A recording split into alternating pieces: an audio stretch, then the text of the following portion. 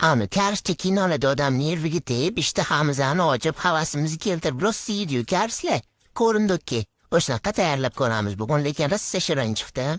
Buning uchun biza sut, tuxum, shakar, tuz, dro'jja va salatoviy yog' solib, shu yog'roq qilib yumshoqqina dro'jjali oshirma xamir qilib quyoshga chiqarib qo'yamiz. Keyin sosisikalarimizni shunaqa ko'talikda to'g'rab, sirlarimizni ham to'g'rab olib, sushidan qolgan cho'plarimizni olib qo'yamiz. U hammamiz bir kun kerak bo'lib qoladi deb o'sha cho'plarga tiqib qo'yamiz. Men ikki xil qilib tiqib chiqdim. Kimgadir siri ko'proq, kimgadir siri kamroq yoqadi deb.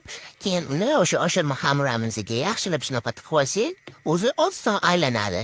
Qizib turgan yog'da bir minutdan qovuramiz, tez pishib chiqadi.